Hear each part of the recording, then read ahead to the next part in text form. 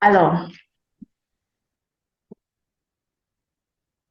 comme vous l'aviez annoncé, nos objectifs seront de définir les troubles musculo-squelettiques, de comprendre l'éthiopathogénie de cette affection, de décrire quand même la démarche de prévention de ces troubles musculo-squelettiques.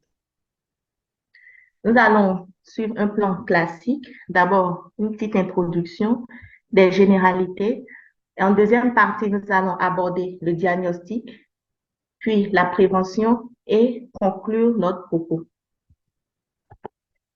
Alors, en introduction, nous allons dire que les troubles musculo-squelettiques sont largement en tête des maladies professionnelles reconnues dans les pays développés. Ils constituent un réel problème de santé au travail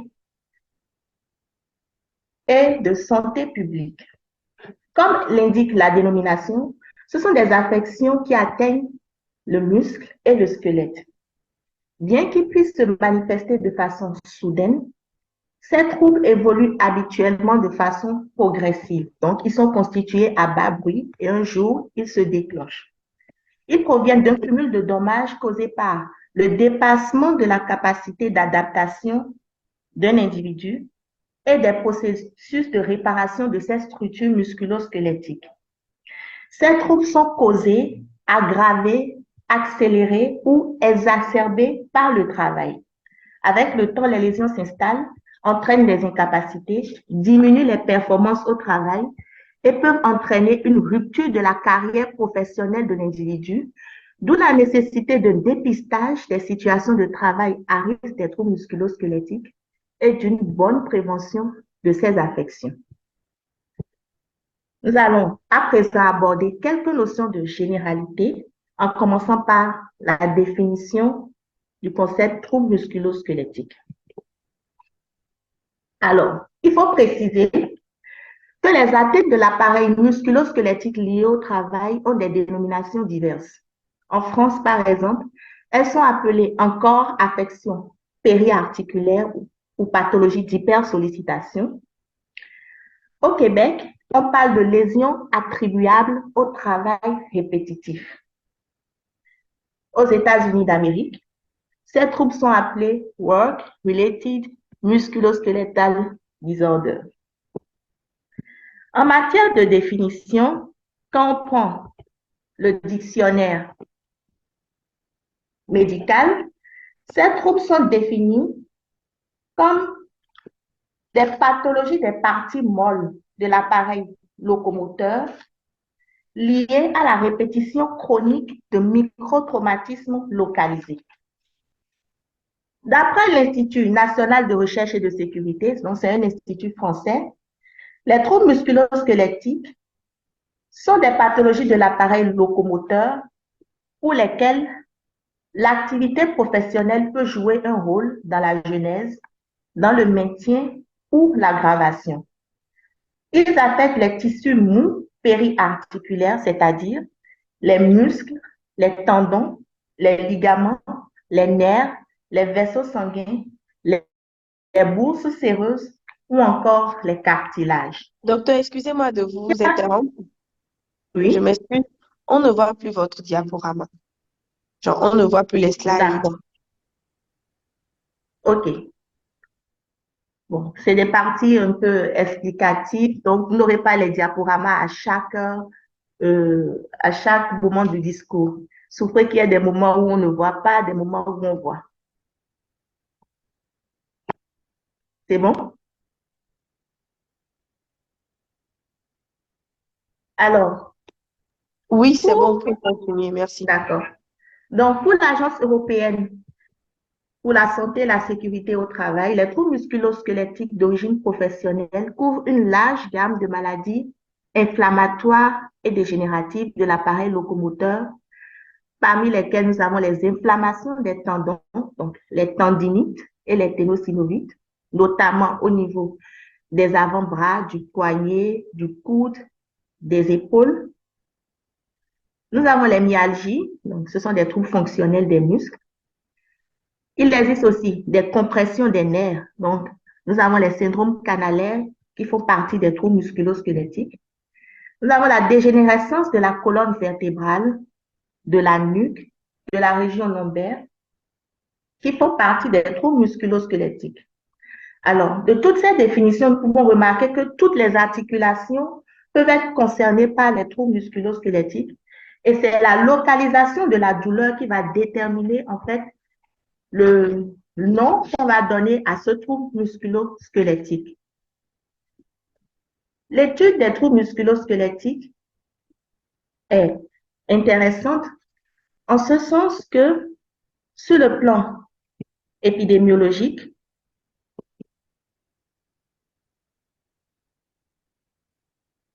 plusieurs études ont été réalisées dans le monde entier et ont révélé des prévalences élevées. En France, par exemple, selon l'Agence nationale pour l'amélioration des conditions du travail, 72% des travailleurs souffraient des troubles musculo-squelettiques en 2012. Des études ont été faites en Afrique, par exemple en Côte d'Ivoire, 53,1% des caissières dans les supermarchés souffraient de troubles musculo-squelettiques aux épaules, 77% des chirurgiens avaient des troubles musculo-squelettiques selon une étude réalisée au Sénégal. Je reviens au Bénin, il y a eu tellement d'études portant sur les troubles musculo-squelettiques. Par exemple, chez les conducteurs de grue, les lombalgies représentaient 52,6%. Il y a eu d'autres études chez les enseignants du primaire, du secondaire. Les troubles musculo-squelettiques pouvaient atteindre 69,4% de ceux du secondaire et 80% de ceux du primaire. Chez les travailleurs sur écran de visualisation, par exemple, 91,3% se plaignaient de troubles musculo-squelettiques. Et ces fortes prévalences ont des conséquences sur l'activité professionnelle, donc sur l'économie. En effet, il est difficile d'évaluer les conséquences économiques des troubles musculo-squelettiques en Afrique, surtout à cause de la prépondérance du secteur informel qui fait que la plupart des salariés ne sont pas déclarés. Une idée de cet impact dans les pays développés. Par exemple, les troubles musculo-squelettiques ont entraîné 5 millions de journées de travail perdues en l'an 2006 en France. Ils représentent 689 millions d'euros en termes de traitement et de réparation au titre de l'année 2013, par exemple. Et l'Agence européenne pour la santé et la sécurité au travail a estimé le coût des troubles musculo-squelettiques à 1,5% du produit intérieur brut des pays européens. Sur le plan fonctionnel, le pronostic des troubles musculo-squelettiques est péjoratif, en tout cas pour certains parmi eux. Donc, la prévention de ces affections reste primordiale. Nous étions dans les généralités. Nous allons aborder l'éthiopathogénie de ces affections. Et en ce qui concerne cette éthiopathogénie, il faut préciser que les troubles musculo-squelettiques résultent de plusieurs facteurs inhérents à la tâche. Il faut retenir en fait qu'il s'agit d'un déséquilibre entre les sollicitations que l'individu reçoit de la part de son activité professionnelle et de ses capacités fonctionnelles. Donc, les facteurs à l'origine des troubles musculo-squelettiques sont nombreux. Nous pouvons citer les facteurs biomécaniques. Nous avons des facteurs organisationnels et des facteurs liés à l'individu lui-même, donc des facteurs humains. Quand nous prenons les facteurs biomécaniques, nous avons la répétitivité des gestes, le fait de faire des efforts excessifs, le travail statique qui est maintenu dans un temps relativement long, les postures articulaires extrêmes, les chocs et les pressions mécaniques, l'utilisation d'outils vibrants ou la conduite d'engins vibrants, le port de charges lourdes sont des facteurs biomécaniques à l'origine de troubles musculo-squelettiques. Je m'explique un peu. Quand on prend la force d'un individu, lorsque cette force est exagérée, il va avoir une augmentation de l'effort musculaire en réponse à la haute charge de travail. Et cette augmentation de l'effort musculaire s'accompagne normalement d'une hypervascularisation des muscles qui ont besoin de l'oxygène nécessaire pour bien fonctionner. Mais malheureusement, à cause de la pression que ces muscles subissent, on observe une diminution de la circulation sanguine, ce qui sera responsable d'une fatigue. Et le temps de récupération ou de recouvrement des tissus dépasse en réalité l'intervalle de répétition de la force qui est exercée, ce qui sera à l'origine de lésions microtissulaires. Donc, le caractère répétitif d'un geste est un facteur extrêmement aggravant. Plus les contraintes musculaires sont rapides et constantes, plus le temps de récupération sera long. Or, ce temps n'est pas donné aux muscles. Quand on prend les postures difficiles, ce sont des contraintes biomécaniques significatives pour les articulations et les tissus mous. Donc, il y a également une absence de repos qui va empêcher la récupération normale du muscle et une reprise efficiente de la circulation sanguine. Donc, cela explique également les micro-lésions observées. Curieusement, certains facteurs qu'on ne soupçonne pas interviennent dans les troubles musculo-squelettiques. Comme prenons les facteurs organisationnels. Donc, un travail intense, un travail monotone et cadencé sont des facteurs de genèse de troubles musculo-squelettiques. Et couplé à ces facteurs, nous avons des facteurs psychosociaux. Un sujet à qui on exige beaucoup au travail, donc une demande psychologique très élevée, et qui n'a pas une latitude d'agir sur ce travail. Donc, on lui impose les tâches et il n'a pas la possibilité d'aménager les tâches à son rythme, à sa façon, va développer ce qu'on appelle une tension au travail, surtout si cet individu a un faible soutien de la part de sa hiérarchie ou de la part de ses collègues. Alors, cette tension au travail sera source de stress. Et il a été remarqué qu'il y a un lien extrêmement étroit entre le stress et les troubles musculo-squelettiques. La quasi-totalité des études ont montré une forte corrélation entre le stress et les troubles musculo-squelettiques et cela s'explique par des phénomènes hormonaux. En effet, le stress va activer le système végétatif, le système nerveux central, le système endocrine et le système immunitaire. Lorsque le stress active le système nerveux central, il va accroître le niveau d'activité de la formation réticulée et ainsi accroître le tonus musculaire. Lorsque le stress active le système nerveux végétatif, il va déclencher la sécrétion de catécholamine. Nous avons la sécrétion d'adrénaline et de noradrénaline. Et ces hormones vont entraîner une restriction de la microcirculation dans les muscles et au voisinage des tendons. Ce qui va expliquer la réduction d'apport de nutriments à ces structures. Donc, il y a une souffrance des tendons et des muscles. En activant le système nerveux central, le stress, voilà, va actionner l'hypothalamus qui, à son tour, active l'hypophyse et il y aura un déclenchement de la sécrétion de corticoïdes par la corticocinérale. Les corticoïdes agissent sur le rein, vont perturber l'équilibre hydrominéral de l'organisme et la conséquence visible est l'apparition d'œdèmes. Ces œdèmes peuvent déclencher des syndromes canalaires par compression locale des nerfs et des tissus adjacents œdémaciés. Par ailleurs, le stress va entraîner une production de cytokines, telles que les interleukines, qui sont des médiateurs pro-inflammatoires. Donc, c'est ce qui explique l'inflammation des tissus musculo-squelettiques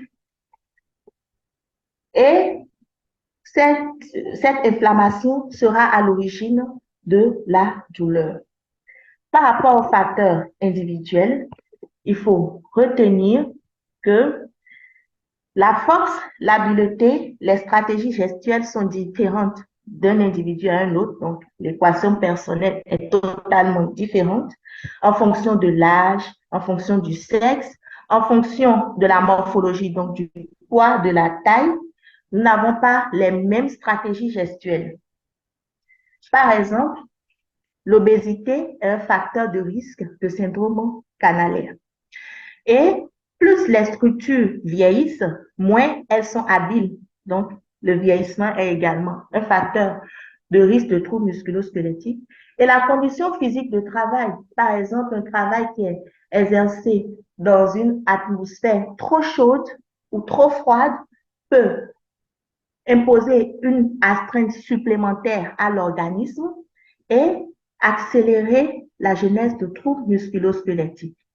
Sans oublier que l'ambiance physique, par exemple, le bruit, un bruit intense, une faible luminosité qui empêche vraiment l'individu d'avoir les conditions idoines pour travailler, génère des situations de stress. Et on l'a dit tout à l'heure, le stress et les troubles musculo-squelettiques sont deux affections intimement liées. Alors, jusqu'ici, nous avons défini les troubles musculo-squelettiques, nous avons parlé de l'intérêt de l'étude de ces troubles musculo-squelettiques et des facteurs éthiopathogéniques. Nous allons à présent aborder en deuxième partie le diagnostic. Bon, en médecine du travail, on parle de démarche diagnostique en 3 étapes. Pour qu'une affection soit reconnue professionnelle, il faut déjà faire le diagnostic de cette affection. Il faut pouvoir matérialiser l'exposition, c'est-à-dire qu'il faut être sûr que l'individu qui souffre de cette affection a été exposé à des facteurs qui sont reconnus pourvoyeurs de cette affection. Et il faut pouvoir faire le lien entre l'exposition et la maladie. Ici, pour faire le diagnostic d'un trouble musculo-squelettique, il faut déjà interroger l'individu qui en souffre et le principal symptôme, c'est la douleur. La douleur, nous l'avons expliqué, il y a une réduction d'apport de nutriments par diminution de la microcirculation au voisinage des structures musculo-squelettiques. Bien sûr, cette ischémie ou infarctus, vous le savez, vous êtes tous des professionnels de la santé, va entraîner une douleur. Et plusieurs dénominations existent. Donc, en fonction de l'articulation touchée, nous avons au niveau du cou les cervicalgies. Au niveau de l'épaule, nous avons le syndrome de la coiffe des rotateurs. Nous avons au niveau des coudes les épicondylites. Au niveau du poignet, le syndrome du canal carpien. Nous avons également la compression du nerf ulnaire dans sa gouttière épitrocléo ou les crâniennes. Il y a d'autres troubles tels que les arthroses au niveau des articulations. Bon. Nous ne pouvons pas ici détailler tous les troubles musculo-squelettiques. Nous allons nous appesantir, par exemple, au membre supérieur sur le syndrome du canal carpien. Bon. Voilà un individu. Je prends l'exemple d'une couturière. Vous savez que les couturières sont habituées à effectuer des gestes précis avec les mains. Donc, il y a des mouvements de pronosupination au niveau du poignet. Et parfois, il y a des appuis répétés du talon du poignet Le même phénomène s'observe par exemple chez les secrétaires, chez les artisans, les vanniers et tout qui exercent des gestes extrêmement précis. Ces gens, à un moment donné, vont commencer par se plaindre de douleurs au niveau du poignet et ces douleurs vont être réveillées par certains mouvements accompagnés de paresthésie, de topographie précise. Donc, les paresthésies vont atteindre, par exemple, les 3 premiers doigts de la main avec une irradiation douloureuse vers le poignet et l'avant-bras. Parfois, on retrouve une maladresse de la main, un léger œdème des doigts. Et quand le sujet vient en consultation et se plaint de douleur, il faut quand même faire un examen clinique. Dans le cadre du canal carpien, par exemple, nous avons une hypoesthésie, donc dans le territoire du nerf médian. Et lorsqu'on percute le nerf médian, on a ce qu'on appelle le signe de Tinel qui est positif. Donc, à la face palmaire du poignet, lorsqu'on percute, on a une douleur qui est réveillée et qui va irradier vraiment au niveau des doigts. Donc, pour les professions exposées, par exemple, nous avons donné l'exemple des couturières, des artisans qui font de la vannerie, de la poterie. Nous avons ceux qui utilisent des outils à main. Donc, le fait de tenir le manche de l'outil, et si l'outil est encore vibrant, cela est un facteur d'aggravation. On peut faire des explorations, donc l'imagerie, de la biologie, pour voir est-ce que c'est une infection, donc PS, CRP, tout ce que vous voulez, numération, tout ça, et d'autres explorations, l'imagerie médicale pour voir un peu si les os sont déformés, et ainsi de suite. On peut faire l'électromyographie également pour confirmer le diagnostic. Alors, lorsqu'on prend au niveau de la colonne, nous avons les lombalgies. Les lombalgies sont les troubles musculaires les plus fréquents au niveau de la colonne vertébrale. Nous avons également la possibilité de hernie discale. Une expérience personnelle, pas plus tard qu'il y a 2 semaines, il y a un conducteur d'engin lourd, c'est un mécanicien. Il est à la fois mécanicien et conducteur de poids lourd qui a développé une hernie discale au fil du temps, au fil à une ancienneté de 10 ans. Et son affection est authentiquement d'origine professionnelle. Donc, le fait de soulever des charges lourdes, surtout lorsque le geste qu'on applique n'est pas adéquat, cela est source de troubles musculo-squelettiques. Au niveau des membres inférieurs, nous avons par exemple les bursites au niveau du genou. Donc, nous avons une limitation de la mobilité articulaire, des gonalgies, un épanchement liquidien au niveau du genou, surtout chez les professionnels qui restent accroupis ou qui se mettent à genoux pour exercer leur activité professionnelle. Prenons l'exemple des carreleurs, les jardiniers qui sont souvent à genoux ou accroupis pour pouvoir poser les parquets au sol, les carreaux au sol ou les plantes et autres, peuvent développer ces affections. Il faut préciser que lorsqu'on a de la douleur, il est très difficile de travailler de façon efficace. Très difficile de façon efficace de travailler lorsqu'on a de la douleur. Alors, il y a plusieurs outils qui ont été élaborés pour bien caractériser cette douleur-là, pour pouvoir faire le diagnostic, le lien entre cette douleur et l'activité professionnelle. Par exemple, l'Institut national de recherche et de sécurité, c'est l'INRS en France, a développé un questionnaire qui a été validé par plusieurs études épidémiologiques, qui va prendre en compte l'existence de la douleur au cours des 12 derniers mois, la fréquence, l'intensité de cette douleur-là, les circonstances de survenue. Et ce questionnaire explore également les situations stressantes, puisqu'on a dit qu'il y a un lien étroit entre le stress et les troubles musculo-squelettiques. Il y a aussi d'autres questionnaires. Nous avons le questionnaire nordique 1. Il y en a plein qui permettent à l'individu de comprendre d'abord de quoi il souffre, aux soignants de faire le lien rapide entre sa douleur et son activité professionnelle.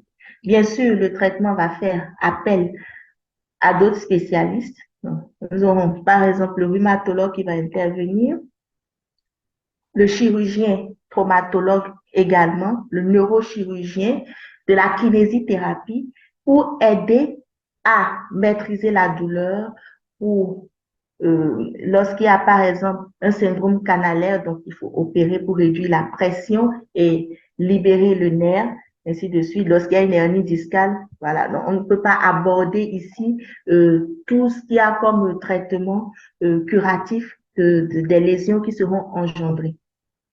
Mais il faut préciser que lorsqu'un individu souffre d'une affection douloureuse et qui doit être opéré, il va entrer en arrêt de travail. Il peut bénéficier, par exemple, d'un aménagement de poste au retour de son intervention, si cette intervention se passe bien.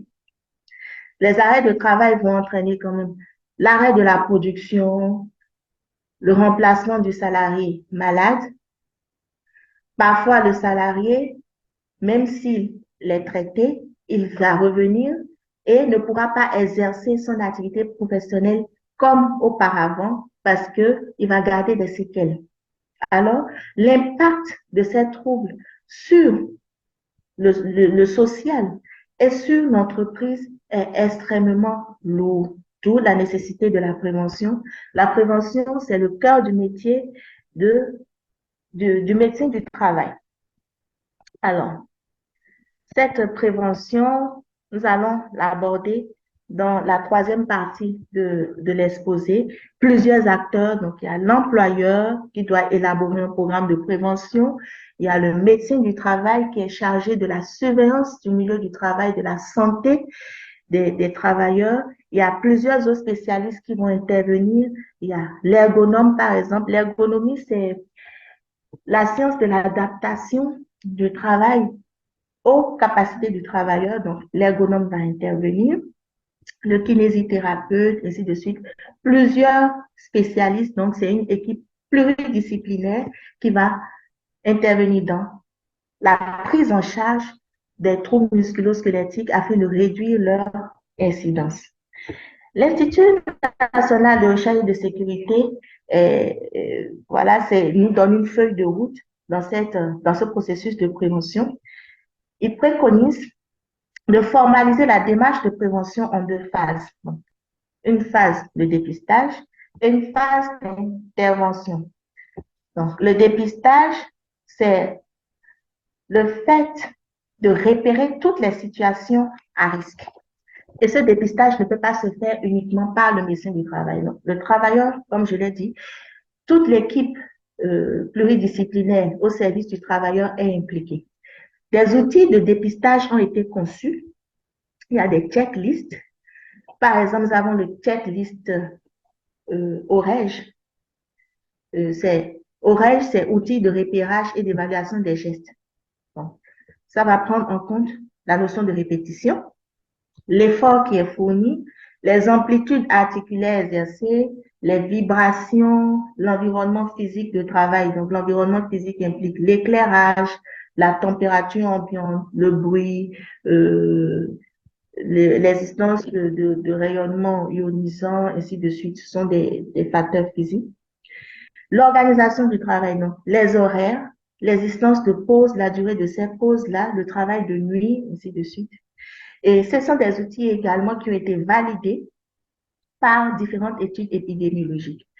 Lorsqu'on observe la situation de travail, à chaque point négatif, donc lorsqu'il y a par exemple des gestes répétitifs, on va attribuer des points. Et à la fin, On va faire un score, le total de ces points-là va donner un score. Et en fonction du score obtenu, on va voir si les seuils d'alerte ne sont pas atteints. Si ces seuils sont atteints, là, c'est des situations à risque qu'il faut corriger immédiatement. Par exemple, nous allons donner quelques astuces pour améliorer une situation à risque. Un individu qui fait de la manutention, donc il manutentionne des sacs de riz de 50 kilos par exemple, et il n'a pas la morphologie, donc le poids, la taille adaptée, il faudra aider. Donc, soit cette manutention se fera à plusieurs, ou soit il faut utiliser des outils d'aide, donc les chariots élévateurs, des petites grues, ces genres d'outils pour limiter les contraintes imposées aux individus.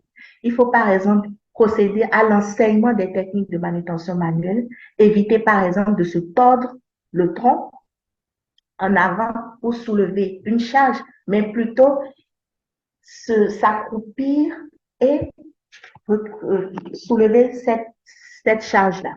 Il faut également respecter les limites de tonnage.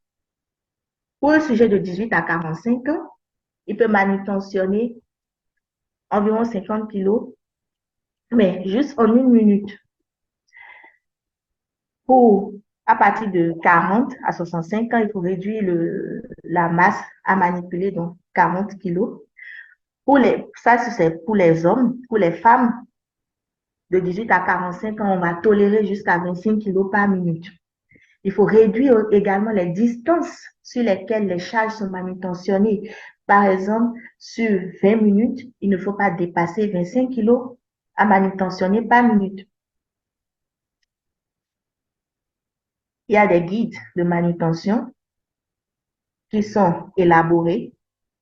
Donc, la fréquence des gestes, les poids à manipuler, ainsi de suite. Donc, c'est des guides précis pour aider à corriger les situations de travail à risque de troubles musculo-squelettiques. Donc, on peut agir sur le poste. Le poste de travail, c'est l'environnement physique dans lequel l'individu a tout l'outillage nécessaire pour exercer son activité.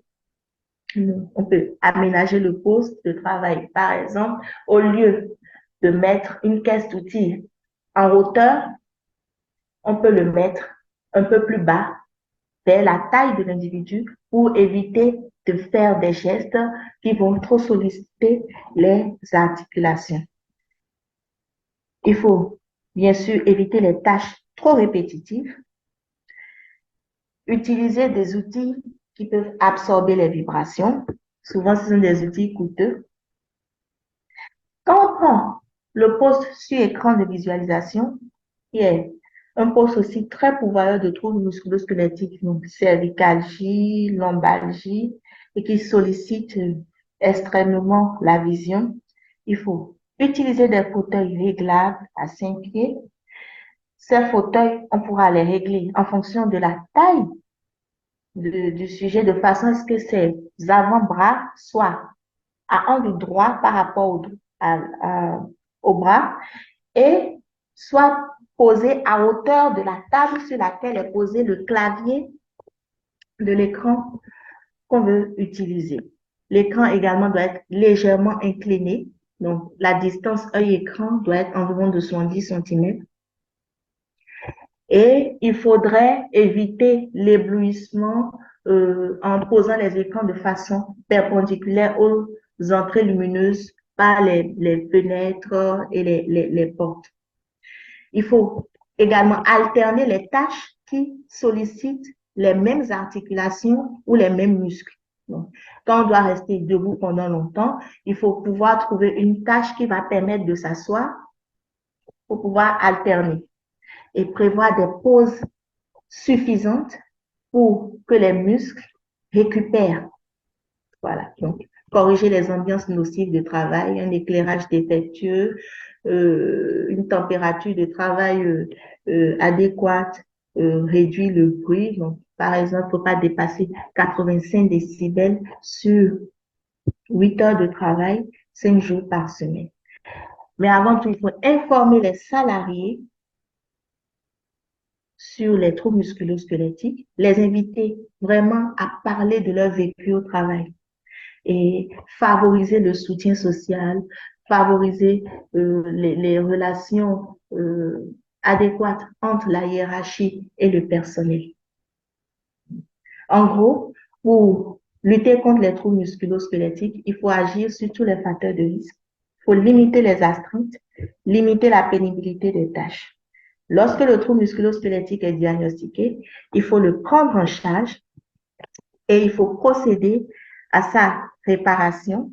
Donc, il y a plusieurs tableaux de maladies professionnelles qui réparent les troubles musculo-squelettiques au Bénin.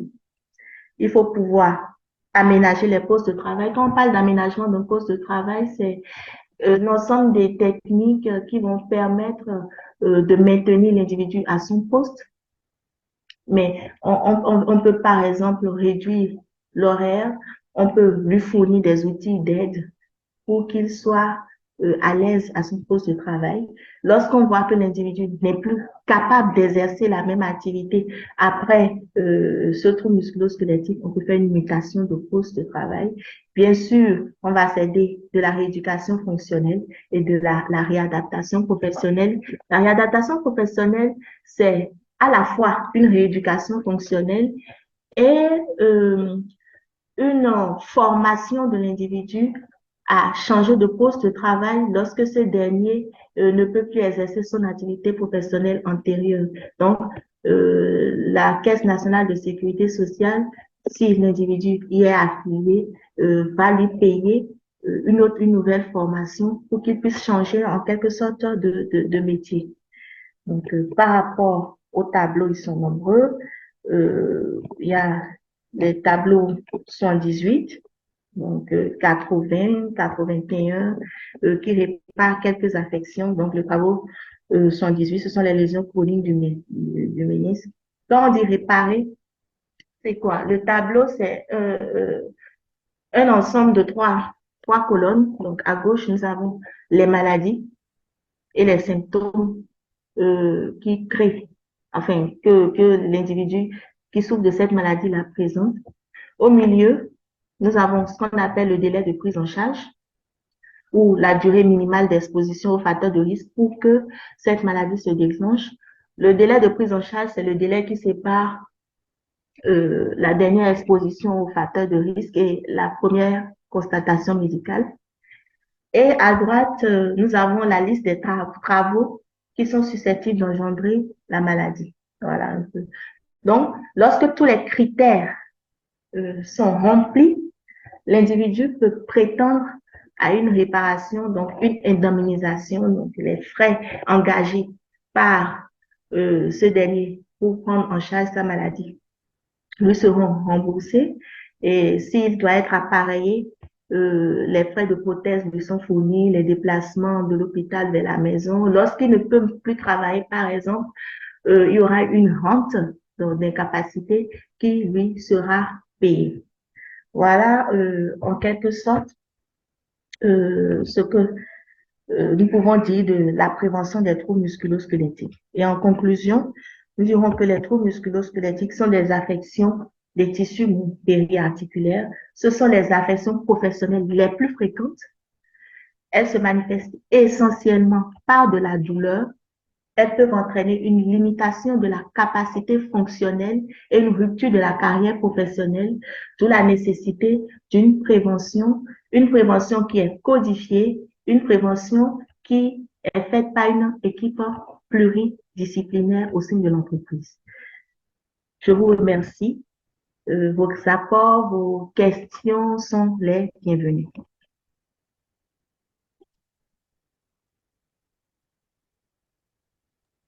Merci beaucoup à vous, docteur, pour cette belle présentation. Il est important donc de retenir que la prévention est très importante dans la conception des troubles musculo-squelettiques. Nous allons donc passer la parole à tous ceux qui sont là. C'est la phase des questions et réponses. Donc, si vous avez des préoccupations, des points d'ombre, des choses que vous n'avez pas compris par rapport à cette pathologie, je vous prierai de lever votre main. Je vais vous accorder la parole et vous pourriez poser vos préoccupations. Merci.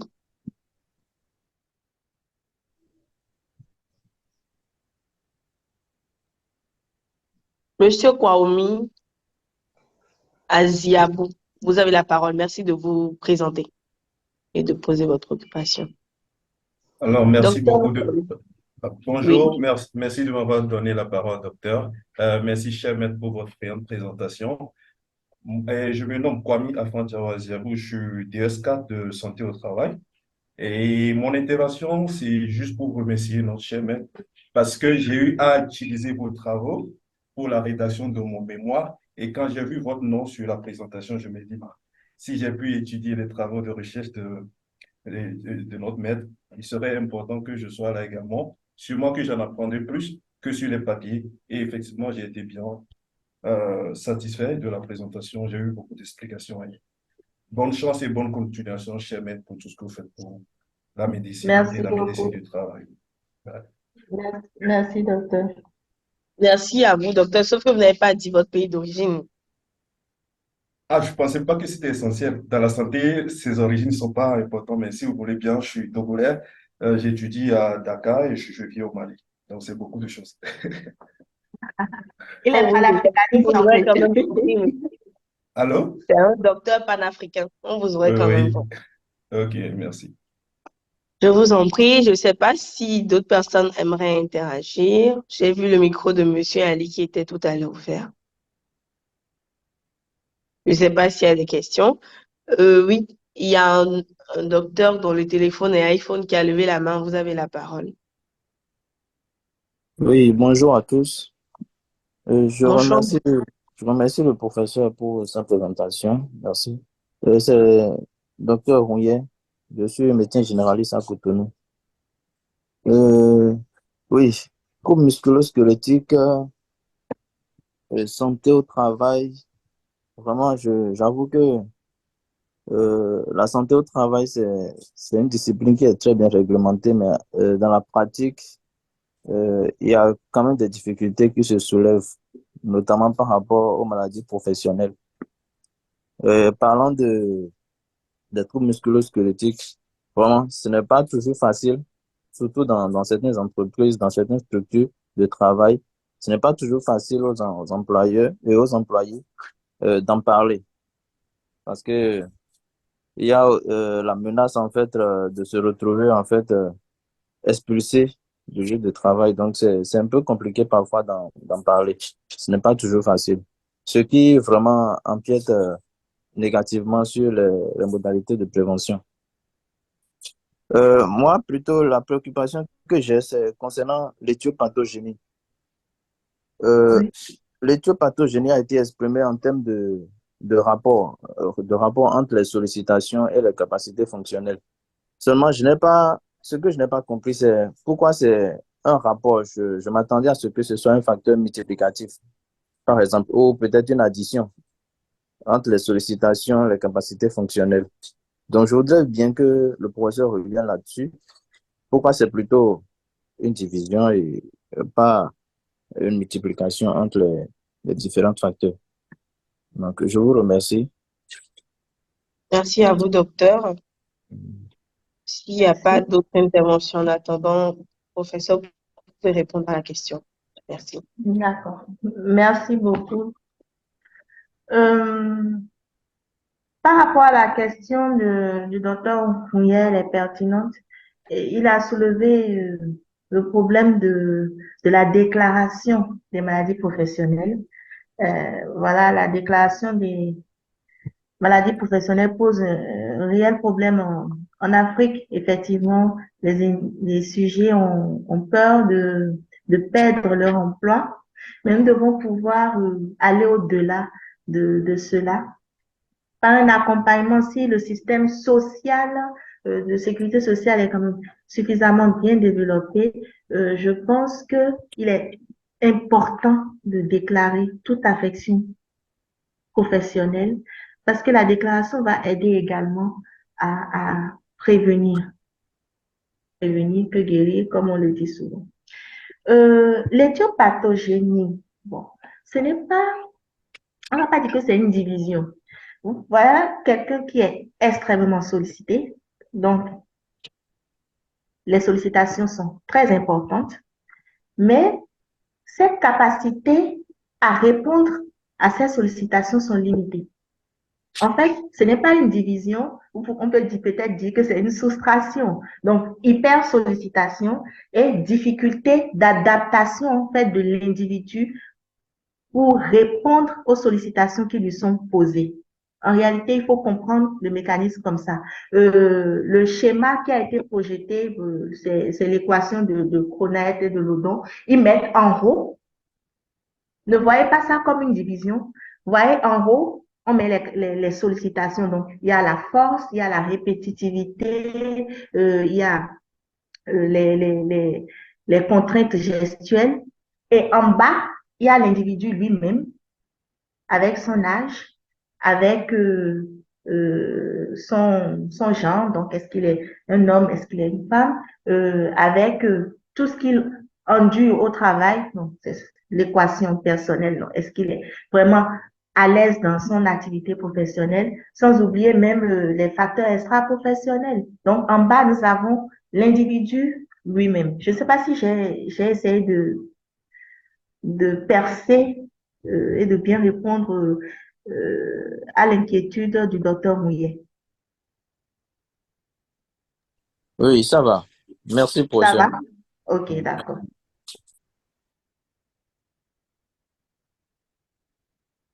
Je ne sais pas s'il y a d'autres préoccupations en attente, s'il y a d'autres personnes qui aimeraient intervenir.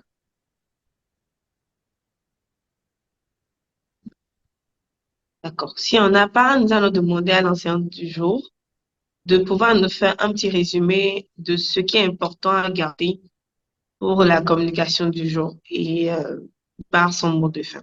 Merci. D'accord. Donc, ce qui est important, c'est que les troubles musculo-squelettiques sont les affections professionnelles les plus fréquentes, donc les plus déclarées, surtout dans les pays développés. Les troubles musculo-squelettiques sont des affections des tissus qui avoisinent le squelette, donc les muscles, les tendons, les nerfs, les cartilages, ainsi de suite. Les troubles musculo-squelettiques se manifestent essentiellement par de la douleur parce que ces structures-là sont hypovascularisées. Il existe un lien extrêmement étroit entre les troubles musculo-squelettiques et le stress et nous avons essayé d'expliquer par les phénomènes hormonaux qui sont activés lors d'une situation stressante. Les troubles musculo-squelettiques ne peuvent pas se soigner seuls, on dit par un seul médecin, enfin une seule discipline, non.